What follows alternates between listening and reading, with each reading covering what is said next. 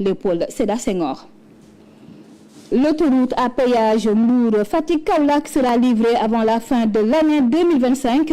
C'est une assurance du ministre des Infrastructures, des Transports terrestres et aériens. L'ouvrage long de 100 km affiche présentement un taux d'exécution de 91%. Yankhoba Diémé était hier à Mbour pour visiter les grands chantiers routiers. Telles sont les grandes lignes à développer au cours de cette présente édition. Bonjour et bienvenue à toutes et à tous.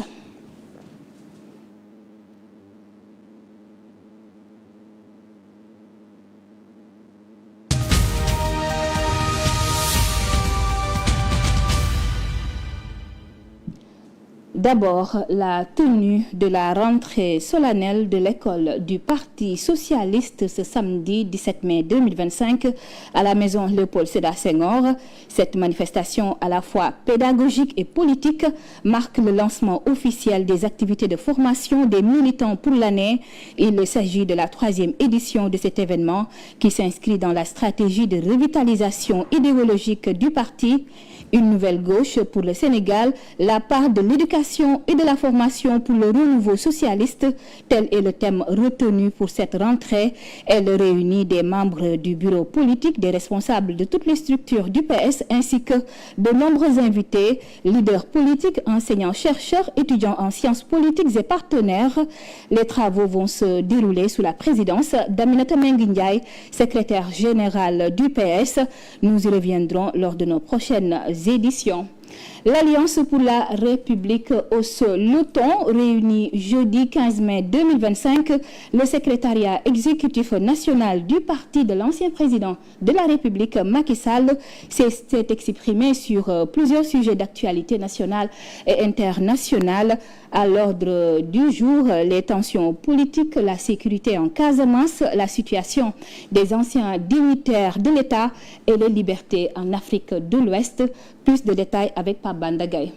Face à ce que l'Alliance pour la République qualifie de propos graves et outranciers visant l'ancien président Macky Sall et ses proches, le parti pointe du doigt des soutiens du Premier ministre Ousmane Sonko.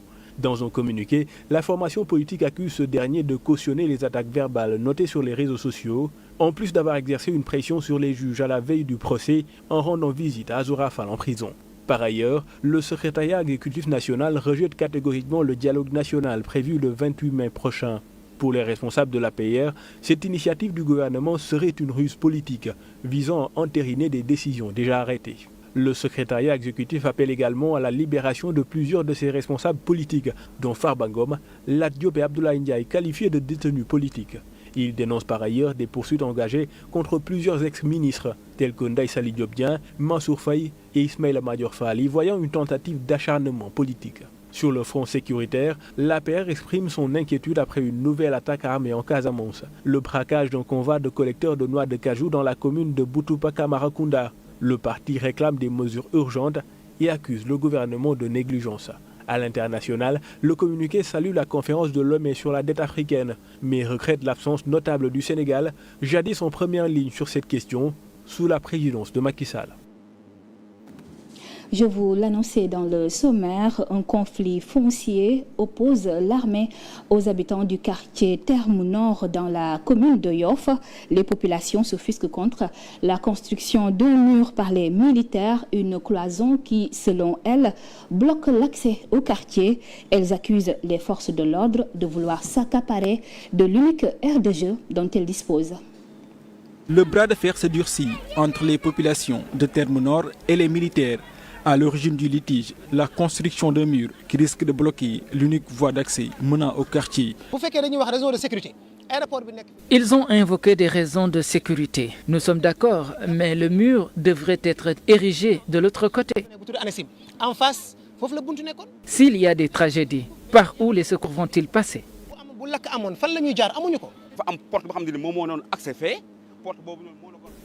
Il y a une autre motivation qui accompagne cet acte. Ils veulent s'emparer des terrains qui sont juste derrière.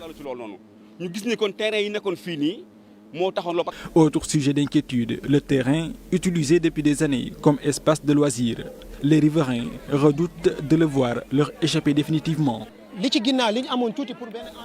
Ce terrain est le seul espace qui reste pour les jeunes. À Terme Nord, la jeunesse constitue 80% de la population.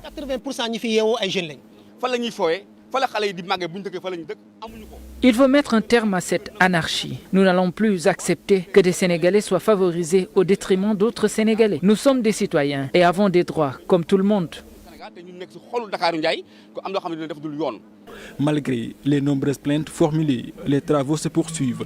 La considération pour sa population. L'armée doit être au service de sa population. Elle est là pour assurer notre sécurité, pas pour nous créer des problèmes.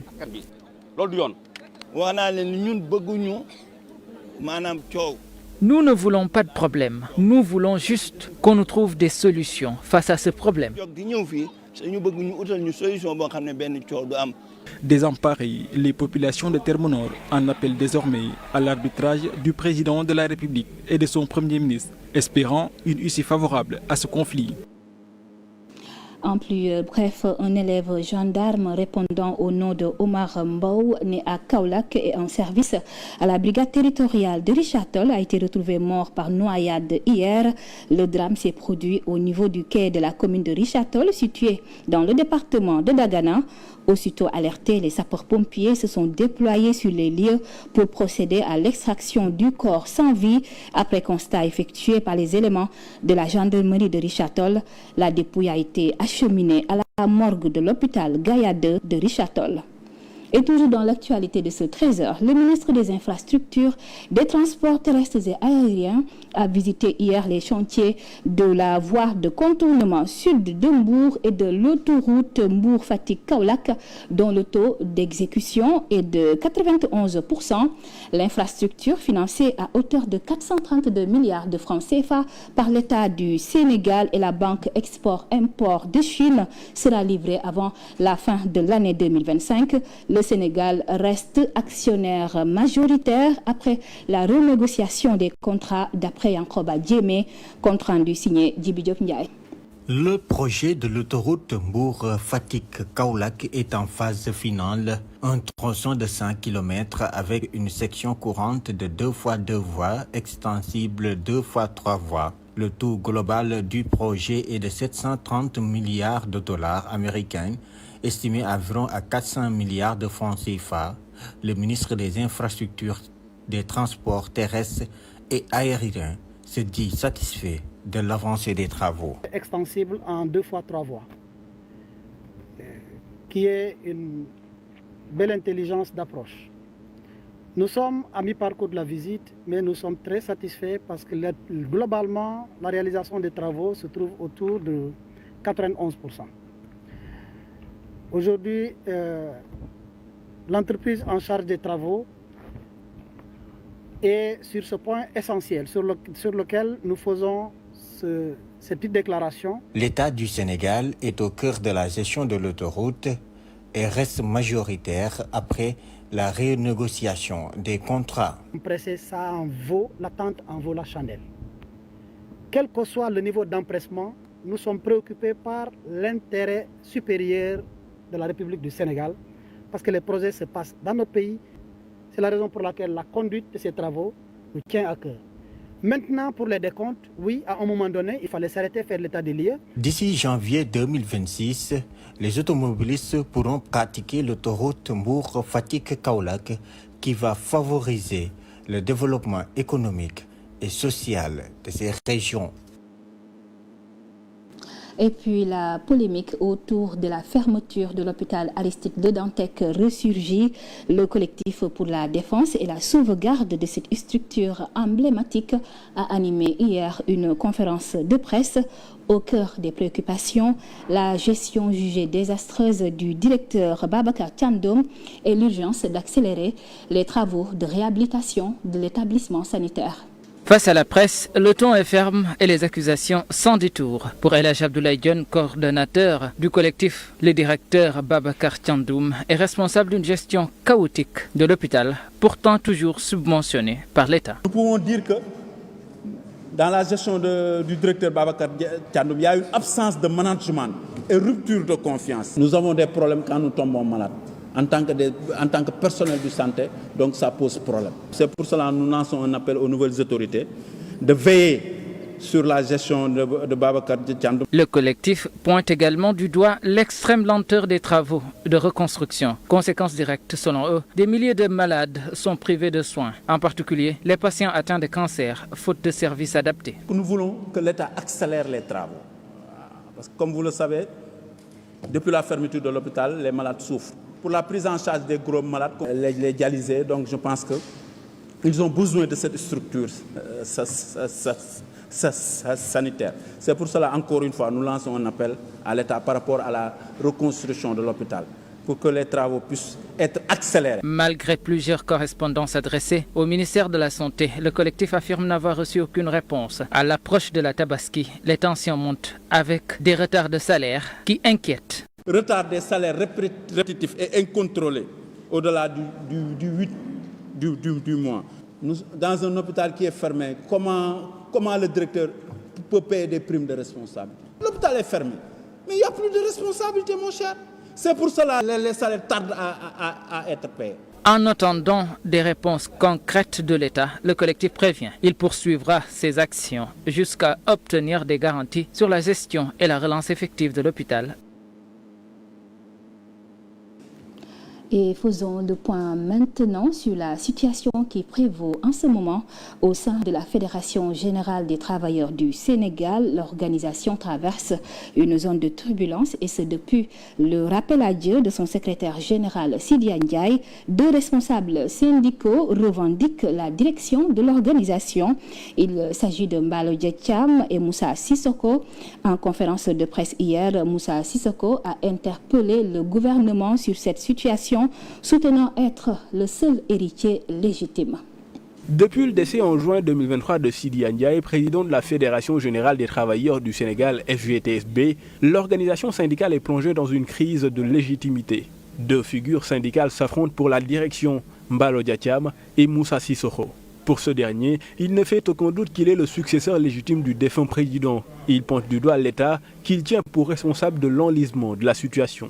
Le gouvernement a décidé de ne donner foi à aucune des deux parties. Ça, c'est excessivement grave. Venant d'un État, d'un gouvernement. C'est vous-même qui dites que c'est Moussa Sissoko qui a fourni des documents qui attestent de sa légitimité de secrétaire général. Mais à côté, l'autre n'a rien fourni. À quoi sert l'État? Si l'État ne peut pas trancher dans cette histoire-là, moi je ne vois même pas à quoi sert le ministère du Travail. Parallèlement, ces membres de la FGTSB annoncent leur intention d'ester en justice contre Mbalo Diathiam, qu'ils accusent de diffamation à l'encontre de certains responsables du bureau. Il a accusé nos secrétaires généraux, les 15 secrétaires généraux des syndicats professionnels affiliés à la FGTS, il les a traités de faussaires. Et je vais vous dire une chose, demain, lundi matin, les secrétaires généraux sont là avec moi, on va déposer une plainte contre lui. Face à une telle impasse, ces syndicalistes appellent fermement les autorités à intervenir pour mettre fin à ce qu'ils qualifient de guerre de positionnement. Ils restent catégoriques. Pour eux, Moussa Sissoko est le seul héritier légitime de Sidi Ndiaye. Ce monsieur-là, jusqu'à l'extinction du soleil, il ne peut pas diriger la FGTS, il est illégitime. Et nous reparlons dans ce journal des derniers développements dans l'affaire Azoura Fall. Après le renvoi de son procès au 21 mai prochain, le militant de PASTEF bénéficie d'une liberté provisoire pour des raisons médicales. Un argument également invoqué par ses avocats pour demander sa libération définitive. En effet, le code pénal prévoit des cas où les personnes peuvent être jugées punissables, excusables ou responsables pour crime ou délit. Momodou Kanté nous en dit plus. L'affaire fait couler beaucoup d'encre et de salive depuis quelques jours. Azoura Fall, militant du PASTEF réputé proche du Premier ministre Ousmane Sonko, a eu des démêlés judiciaires à la suite d'un live sur TikTok dans lequel il tient des propos jugés désobligeants à l'égard de l'ancien président de la République Macky Sall et de l'ancien ministre Mame Mbaye Niang. Après plusieurs réactions sur la toile, le procureur s'est autosaisi de l'affaire. Le mis en cause a été placé en garde à vue. Azoura Fall a fait l'objet de placement en garde à vue pour diffusion de discours contraires aux bonnes mœurs. Délit contre des personnes punies par le code pénal. Hassan Gueye, plus connu sous le nom d'Azoura Fall, pourrait ainsi en faire les frais. Mais pour organiser sa défense, ses avocats avancent l'argument de troubles psychologiques apparu après son emprisonnement sous le régime de Macky Sall. Quelqu'un qui a perduré en prison, qui a souffert dans l'âme, qui a résisté au point d'en être atteint psychologiquement et psychiatriquement, est aujourd'hui retenu en prison, presque par ses bourreaux. Au regard du code pénal, cet aspect du dossier pourrait s'avérer très important pour la défense. Dans le livre 2e du code sur les personnes punissables, excusables ou responsables pour crimes et délits, l'article 50 précise qu'il n'y a ni crime ni délit lorsque le prévenu était en état de démence au temps de l'action. Le juge y tiendra compte ou pas. La suite judiciaire de ce dossier nous en dira plus. D'ici là, Azoura Fall bénéficie d'une liberté provisoire à cause de son état de santé, après la requête de ses avocats invoquant les articles 127, 618, 248, entre autres du Code de procédure pénale. Une liberté provisoire en attendant son procès, prévu désormais pour le 21 mai 2025. Mamadou Kanté, toujours sur ce registre face aux députés, lors des questions d'actualité, le Premier ministre Ousmane Sonko avait réitéré la volonté de l'État du Sénégal d'appliquer une politique de zéro tolérance contre les injures publiques. Mais son soutien manifeste à Azoura Fall remet en question cet engagement. Omar Thiam. Lors de son dernier face-à-face avec les députés, le Premier ministre Ousmane Sonko, au moment de répondre aux questions du député Ousmane Diop sur la question du plan respect des libertés publiques, avait déclaré ceci. Désormais, la politique pénale, c'est zéro tolérance en la matière. Sur le fondement de la Constitution de la République du Sénégal, non contre Pape Djibril Fall, amo sañ-sañ xëy rek dugg ci moom dugg ci këram tudd jabaram tudd doomam saaga ko wax lu ne au nom de la politique. Est-ce que vous l'accepteriez-vous? La tête de file du parti Pastef les Patriotes est allée plus loin en mettant en garde les militants et militantes qui versent dans la violence verbale. fi ma bokk man ñun xamuñu saaga suñu jotee sumeeku rek la dañuy régler ba pare. Injurier publiquement, c'est pas nous. Nous préférons en découdre physiquement plutôt que d'en arriver là. J'ai toujours interdit à mes militants d'injurier publiquement. di xaste di saaga ak ku munti doon.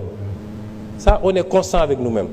Ironie du sort, un de ses plus proches et fervents défenseurs, Azoura Fall, a abreuvé les responsables et dignitaires de l'ancien régime d'insultes avant d'atterrir pour quelque temps en prison.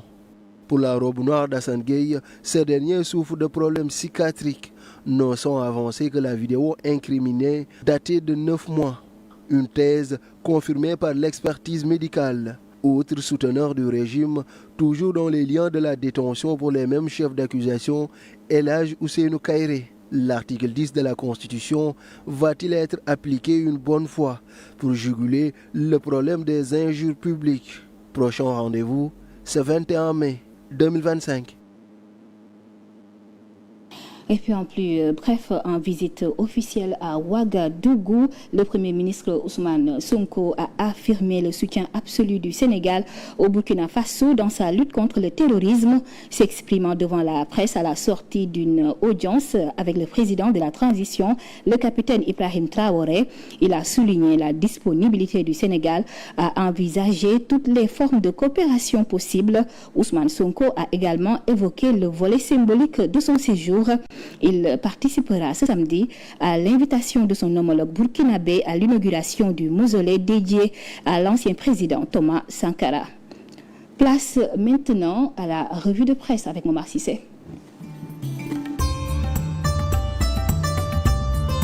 Bonjour. Les auditions d'anciens ministres mises en cause dans l'affaire des fonds force Covid-19 font là une des journaux. Pour le quotidien, l'été sera chaud pour les dignitaires de l'ancien régime sous Macky Sall, dont les auditions devant la commission d'instruction de la Haute Cour de justice démarrent lundi. Sur le journal, les anciens ministres Mansour Faye, Sophie Gladima, Ndeye Saly Diop, Moustapha Diop et Ismaïla Madior Fall vont ouvrir le bal qui risque de durer assez longtemps. Les 4 premiers cités seront entendus sur le présumé infractions financières commises dans la gestion des fonds alloués à le ministère respectif dans le cadre du programme de résilience économique et sociale doté d'un montant de 1000 milliards. L'ancien ministre de la Justice, Ismaïla Madior Madior Fall, quant à lui, est mis en cause pour corruption. L'observateur nous apprend que ce dernier s'apprête à comparaître devant la Haute Cour de justice au moment où de figures clés du scandale foncier du tribunal de Guédiawaye, l'entrepreneur Cheikh Gueye et l'ex-directeur des concessions du ministère de la Justice, Mohamed Anas El Bachir Wan, ont été déférés au parquet de la division des investigations criminelles. Libération fait remarquer que la DIC passe à l'action dans cette affaire présumée de corruption. Ismaël Madior Fall lui fera face à la commission d'instruction de la Haute Cour de justice le 20 mai et que Cheikh Gueye, DG de TC, a été que hier. Vox Populi lui parle de l'homme d'affaires Mamadou Racine Sy, poursuivi pour association de malfaiteurs en bande organisée, escroquerie sur des deniers publics. Celui-ci a versé une caution de 797 millions de francs CFA pour échapper à la prison dans une affaire portant sur 125 milliards de francs CFA. Mais des proches de Farba crient à l'acharnement car le juge lui refuse cette possibilité. Mais dans les Échos, c'est l'APR qui monte au créneau et indique que le juge accepte à Racine ce qu'il a refusé à Farba et à Taroussar. Son offre de cautionnement acceptée. Racine Sy cautionne 797 millions et échappe à la prison. Dans le même ordinaire, le journal Les Échos indique que l'APR accuse Sonko d'être le sponsor leader de la meute d'insulteurs publics. Son soutien a été une pression sur les juges à la veille d'un procès. Dans l'AS, ce sont les camarades de parti de Farba qui montrent au créneau et notent que la preuve c'est l'acharnement contre Farba et Taroussar. Dans l'Info, c'est l'APR qui condamne. Le journal titre Sonko sponsor, leader et insulteur de Pastef. Mais celui qui est dans de beaux draps, c'est Abdou Nguer. La Tribune lui souligne que ce dernier extrait de sa cellule pour de nouvelles poursuites. Selon Source A, c'est le ciel qui tombe sur Abdou Nguer pour un deuxième dossier portant sur diffusion de fausses nouvelles. L'autre sujet mis en exergue par les journaux porte sur le dialogue national du 28 mai prochain. Sud Quotidien titre l'opposition en rang dispersé, les partis qui la composent peinent à s'entendre sur la participation. L'enquête, lui, n'y va pas par quatre chemins, le dialogue qui divise. Walf Quotidien, lui, parle du lancement de BAT 2029, le mouvement que s'apprête à lancer l'ancien maire de Dakar révoqué le 28 mai. Le Quotidien met l'accent sur la visite de Sonko au Burkina et le PM réaffirme son soutien dans la lutte contre le terrorisme. En sport, record sur la Ligue 1 avec la 24e journée, Jaraaf et US Gorée pour un duel pour le fauteuil. Bonne lecture.